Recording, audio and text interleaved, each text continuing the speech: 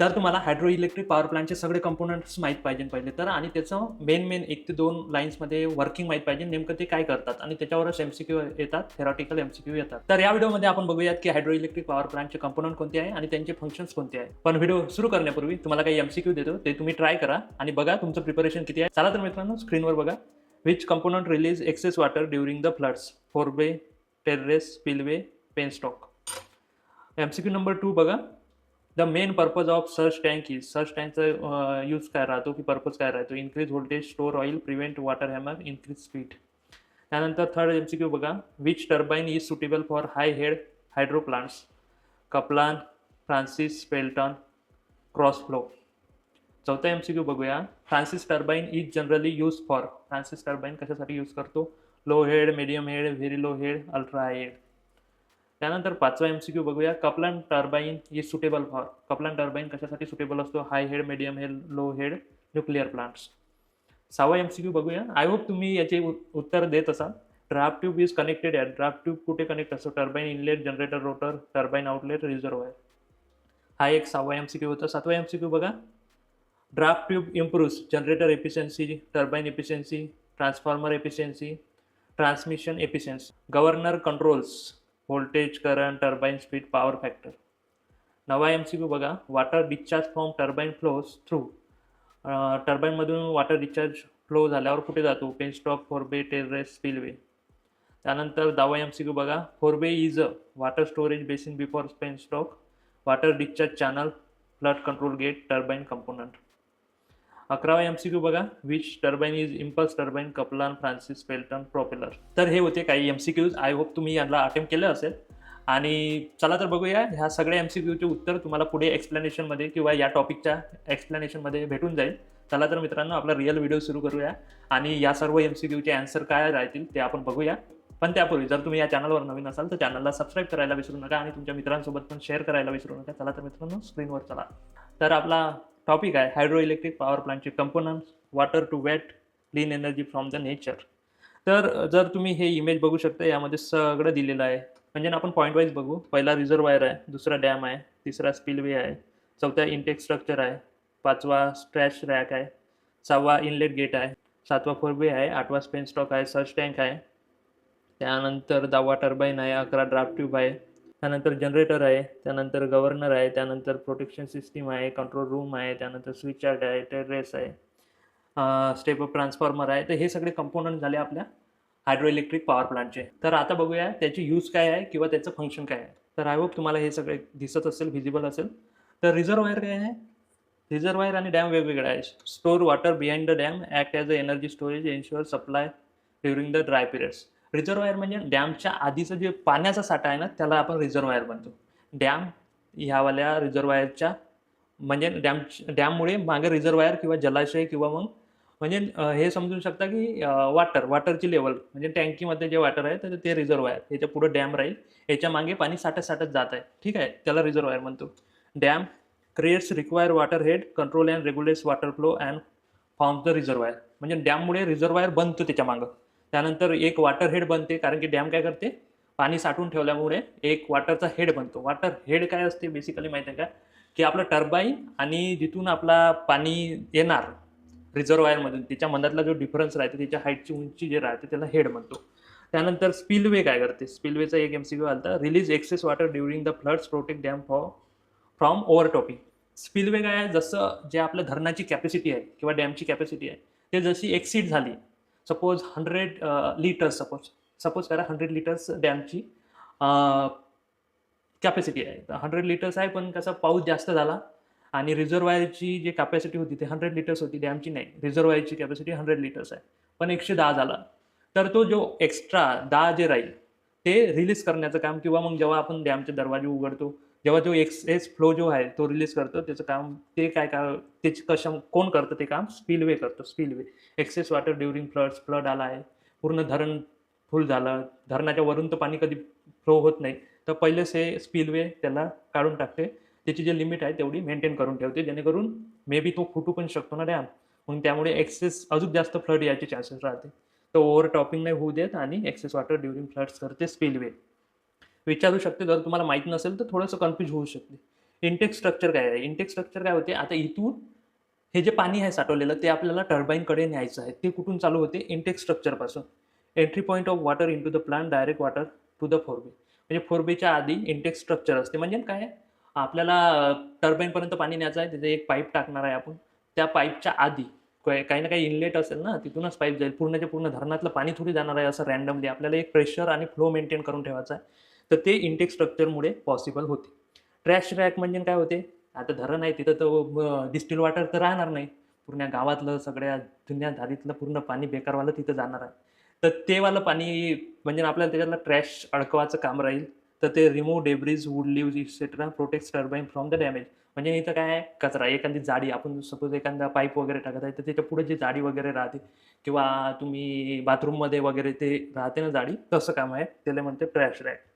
आता intake gate, control gate राहते. Opens or closes water flow during maintenance and emergency.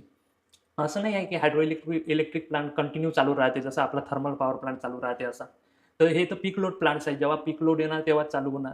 तर अशा कंडिशनमध्ये याला त्या पीक लोडला मॅनेज करण्यापुरतं चालू ठेवायचं आहे. त्याच्यानंतर बंद करायचं आहे. तर आपण त्याचे जे गेट आहे ते काही चालूच थोडी ठेवणार, ते बंदही करावं लागेल. तर इनटेक गेट किंवा कंट्रोल गेट काय करते? वॉटर फ्लो ओपन किंवा क्लोज करते, चालू किंवा बंद, जस्ट लाईक टॅप. तर ड्युरिंग मेंटेनन्स किंवा इमर्जन्सी म्हणजे बंदही करताना इथे बंदच पाहिजे ना, आपल्याला काही चालू थोडी ठेवायचं आहे सगळं पाणी. ते मेंटेन करून ठेवायचं आहे, तेव्हाच आपल्याला पीक लोडमध्ये किंवा जेव्हा म्हटलं तेव्हा चालू करायचं आहे ना, असं थोडी आहे रिझर्व्हर आहे तर मग चालूच ठेवा, चालूच ठेवा. तर बंद किंवा चालू करायचं काम, मेंटेनन्स पण येऊ शकते किंवा इमर्जन्सी येऊ शकते. चालू आहे प्लॅन्ट, मग बंद करावा लागला आपल्याला, तेव्हा पण आपला इनलेट गेट बंद करून टाकायचं, जनरेशन आपोआप बंद होणार. त्याच्यानंतर येते forebay, small basin before penstock help the regulating water flow. आता काय झालं, आपण पाणी सोडलं गेटमधून, ट्रॅश रॅकमध्ये ते कचरा वगैरे अडकला, पाणी सुरू झालं. त्याच्यानंतर कसं राहते, तिथं जरी पाणी सुरू झालं तरी आता एकदम जर तुम्ही ओपन केला आणि त्याचा जो फ्लो किंवा त्याचं प्रेशर जे राहील ते तर स्मूथ नाही राहील ना, जेवढं आपण डेडिकेटेड किंवा डिझाईन केलेलं आहे ते नाही. मग त्याच्यानंतर काय राहते, फोर बे येतो. तो काय असते, small basin before penstock helps the regulating water flow regulate करण्यासाठी. म्हणजे जे डिझाईन आहे, म्हणजे एवढ्या प्रेशरनं एवढ्या फ्लोनं हा पाणी गेला पाहिजे, तेवढं फ्लो मेंटेन करण्यासाठी किंवा पहिले ते एकदम असं पाणी येणार त्याच्यात. फोरबेमध्ये ते थोडं शांत होणार, काम होणार, बराबर त्याचा फ्लो मेंटेन होणार आणि त्याच्यापासून पुढे जाणार पेनस्टॉकमध्ये किंवा पेनस्टॉक म्हणजे एक पाईप तिथपर्यंत जाणार. तर हे काम राहते फोरबेचं. मग येते आपलं penstock, large pipe that carries high pressure water to the turbine. आपल्या टर्बाईनपर्यंत पाणी न्यायचं आहे कारण की आपल्याला टर्बाईनच फिरवायचं आहे. तर मग त्याच्यासाठी आपल्याला पेनस्टॉक आहे. पेनस्टॉक म्हणजे एक मोठा पाईप राहते, स्टीलचा लार्ज डायमीटरचा पाईप राहते, त्याच्यातून आपल्याला पाणी न्यायचं आहे. तर ह्या फोरबेमधून त्याच्यात पाणी राहील, त्याचा फ्लो बरोबर कंट्रोल राहील, प्रेशर कंट्रोल राहील. कंट्रोल म्हणजे त्याचं हाय प्रेशर राहील तेवढं कंट्रोल राहील, एकदम सडन चेंज नाही होणार. त्याच्यासाठी फोरबे आहे, तिथून मग पेनस्टॉकमध्ये गेला.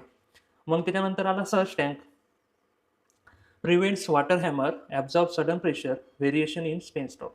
आता माहीत पडलं की आपल्याला सडनली जर थांबवायचं पडलं, तर टर्बाईन जर आपण थांबून ठेवलं किंवा काही तरी प्रॉब्लेम आला पेनस्टॉकच्या पुढं किंवा टर्बाईनच्या तेवढ्या, मग आपल्याला सगळं थांबून ठेवायचं राहील.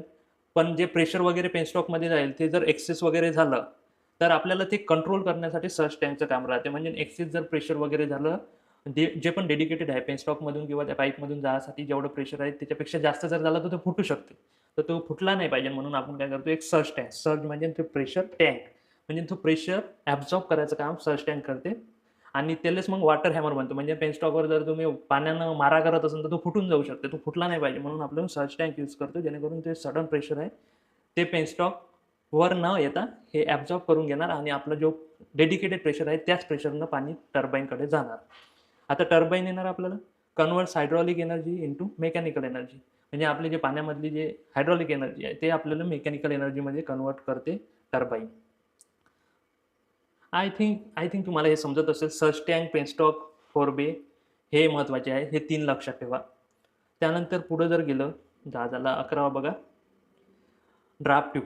ड्राफ्ट ट्यूब काय आहे, ते connected at the turbine outlet. Turbine कडे पाणी आलं, टर्बाईनला जर घुमवलं आपण रोटरला किंवा टर्बाईनचे जे व्हेन्स आहे, जे पण रोटर आहे त्याला फिरवलं आणि कायनेटिक एनर्जी फ्रॉम आणि improve turbine efficiency. Draft tube काय असते की तिथून टर्बाईनमधून जेव्हा निघेल तेव्हा डायरेक्टली ते ॲज इट इज त्याच येणं नाही. ते थोडं कसं राहते की जो ड्राफ्ट ट्यूब राहते तो असा ओपन होत जाते. म्हणजे थोडं प्रेशर डायरेक्ट आपण त्याच प्रेशरनं जर खाली पाणी टाकलं तर म्हणजे तिथं डॅमेज होऊ शकते. जे पण आहे तो हेड जो आहे, हेडचं प्रेशर ते मेंटेन नाही ठेवता येत. तर याच्यातली जे कायनेटिक एनर्जी आहे ते रिकव्हर करण्याचं काम ड्राफ्ट ट्यूबचं करते. म्हणजे हेड वाढवण्याचं किंवा हेड मेंटेन करण्याचं काम ड्राफ्ट ट्यूब करते. थोडीशी कायनेटिक एनर्जी वाढते. सपोज पाणी जात आहे. जर तुम्ही ड्राफ्ट ट्यूब नाही लावलं, सपोज 100 युनिट्स जर जनरेट होत असेल, काही स्पेसिफिक युनिट ऑफ पाणी तुम्ही टर्बाईनमधून पास केलं, तर पण ड्राफ्ट ट्यूब नसेल, तर मग त्याच्यापैकी 100 पैकी 90 युनिट्सची इलेक्ट्रिसिटी जनरेट झाली. पण ड्राफ्ट ट्यूब तुम्ही यूज केला तर त्याची एफिशियन्सी आणखी वाढेल आणि 90 ऐवजी 95 पर्यंत तुम्ही त्याचा हेड आणि प्रेशर मॉनिटर करू शकता ड्राफ्ट ट्यूबनं आणि म्हणजे थोडीशी आपली इलेक्ट्रिसिटी जास्त जनरेट होते with the use of draft tube. त्यानंतर पॉवर हाऊस बघा, याच्या पुढचे तर तुम्ही बऱ्यापैकी म्हणजे तुम्हाला माहीत असेल, building housing, turbine generator, auxiliary main operating centre. Power house म्हणजे काय असते? एक बिल्डिंग असते, ज्यात टर्बाईन्स असते, जनरेटर असते आणि ऑक्झिलरी कंपोनंट असते. त्यानंतर जनरेटर काय करते? मेकॅनिकल एनर्जी इलेक्ट्रिकल एनर्जीमध्ये कन्वर्ट करते. सिंक्रोनस जनरेटर असते. त्यानंतर एक्सायटेशन सिस्टीम काय असते? Supply DC current to generator rotors. Synchronous generator म्हटल्यावर त्याला डीसी लागेल. त्यानंतर governor controls turbine speed, maintain system frequency at 50 hertz. मग स्टेप अप ट्रान्सफॉर्मर असते. Increase generator voltage 11 kV to 220 kV, 11 kV किंवा मग 15.75, 12.75 किंवा 21 केव्हीपर्यंत जनरेशन राहते. बाकी मग त्याला स्टेप अप करतो आपण, जे पण आहे 11 केव्ही टू 220 केव्ही असं. Reduces transmission losses. मग स्विच यार्ड असतो, त्याच्या पुढं connects plant to grid, contain CB isolated city म्हणजे सबस्टेशन असल्यासारखं.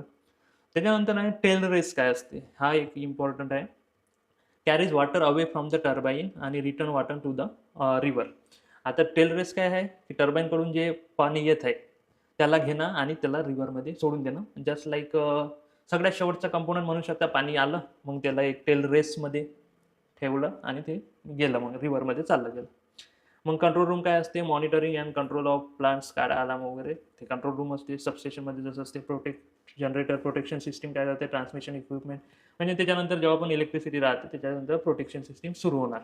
हे टाईप्स ऑफ टर्बाईन महत्त्वाचे असते. हे पण येते किती हेडला आपण कोणतं टर्बाईन यूज करतो. जसं पेल्टन टर्बाईन, इम्पल्स टर्बाईन आहे, हाय हेडसाठी यूज करतो, ग्रेटर दॅन 250 मीटर्स. त्यानंतर Francis turbine reaction type turbine आहे, मीडियम हेडसाठी यूज करतो, 30 to 250 meter. Kaplan turbine reaction type turbine आहे, लो हेडसाठी यूज करतो, लेस दॅन 30 मीटर. तर एनर्जी कन्झर्वेशन चेन बघा कशी आहे यामध्ये. रिझर्वायर वॉटर एनर्जी असते किंवा पोटेन्शियल एनर्जी म्हणू शकतो. त्याच्यानंतर पेनस्टॉक हायड्रॉलिक एनर्जी, टर्बाईनमध्ये मेकॅनिकल एनर्जी होऊन जाते, जनरेटरमध्ये इलेक्ट्रिकल एनर्जी होऊन जाते, ट्रान्सफॉर्मरमध्ये हाय व्होल्टेज म्हणजे स्टेप अप करतो. त्यानंतर स्विच यार्ड असते, त्याच्यामुळे मग ट्रान्समिशन आणि मग आपण ग्रीडला कनेक्ट करतो आणि ग्रीडमधून मग पुन्हा एक्सट्रॅक्ट करून डिस्ट्रीब्युशन करतो. हा वाला प्रश्न नेमका येतच राहतो. Why surge tank is provided to absorb sudden pressure changes and prevent water hammer in the penstock during the rapid load changes and turbine shutdown. Turbine जर शटडाऊन करायचं राहिलं किंवा रॅपिड चेंजेस होत राहिले आपल्या लोडमध्ये, तेव्हा मग जे सडन प्रेशरमध्ये चेंजेस होतात. सपोज लोड जे आहे पहिले 100 मेगावॅट आपलं डिमांड असेल, मग डायरेक्ट रिड्यूस केला आणि म्हटलं की 60 मेगावॅट पाहिजे, मग तेवढं प्रेशरनं डायरेक्ट पाणी थोडी चेंज होणार आहे ना. मग पाणी चेंज करायला थोडंफार प्रेशर कमी म्हणजे जास्त झालं तर ते मग सर्च टँक ॲब्झॉर्ब करते आणि आपल्याला स्मूथ म्हणजे आपलं लोड कंट्रोल किंवा एमर्जन्सी शटडाऊन वगैरे कंट्रोल करता येते. त्यानंतर की पॉईंट्स बघा. Hydro electric power is a renewable, clean and eco friendly आहे. No fuel cost, low operating cost, high efficiency, long life. Helps in ते तर आहे, सोबतच फ्लड कंट्रोल, इरिगेशन आणि वॉटर सप्लायमध्ये आपल्याला hydro electric power plant help करतात. Mnemonics पण आहे, तुम्ही लक्षात ठेवू शकता. म्हणजे तुम्हाला सगळे कंपोनंट्स लक्षात राहील. DSP, STD, GTS, dam, spillway, penstock, search tank, turbine, draft tube, generator, transformer, switch yard. Direct flow झाला. तर आय होप तुम्हाला हायड्रो इलेक्ट्रिक पॉवर प्लांटचे सगळे कंपोनंट समजलेलं असेल आणि आपण टर्बाईन वगैरे इन डिटेलमध्ये कोणत्या तरी नेक्स्ट व्हिडिओमध्ये बघूया. पण तुम्हाला मेन कोणकोणते म्हणजे पॉईंट्स लक्षात ठेवायचे आहे किंवा कंपोनंटचे काम लक्षात ठेवायचे आहे, जसं सर्च टँक, फोरबे, पेनस्टॉक, त्यानंतर पुढं गेलो तर ड्राफ्ट ट्यूब, त्यानंतर टेल रेस. एवढे कंपोनंट हे dedicated to hydro electric power plant आहे ना, स्पिलवे. तर हे कसं, हे वाले तर पहिले तर लक्षात नाही राहील कोणते कंपोनंट आहे ते. हे 5-6 लक्षात ठेवा, जसं फोरबे, स्पिलवे, त्यानंतर penstock, search tank, draft tube आणि टेल रेस. एवढे कंपोनंट बाकी सगळ्याला माहीत राहील. हे कंपोनंट फक्त तुम्हाला जर माहीत असेल तर तुम्हाला 1-2 MCQचा क्लिअर होणार आणि तुम्ही सॉल्व्ह करू शकाल आणि एक्झाममध्ये तुम्हाला फायदा होणार. आणि आता जे MCQ आधी आपण बघितले होते ते पुन्हा एक वेळेस ट्राय करा, तुम्हाला ते सगळ्याची आन्सर भेटून जाईल आणि आय होप तुम्हाला हा व्हिडिओ आवडलेलाच असेल. नेहमीसारखा आवडला असल्यास लाईक करा, शेअर करा आणि सबस्क्राईब करा आपल्या यूट्यूब चॅनलला आणि आपलं टेलिग्राम चॅनल पण जॉईन करून घ्या. भेटूया नेक्स्ट व्हिडिओमध्ये. तेव्हापर्यंत जय हिंद, जय महाराष्ट्र.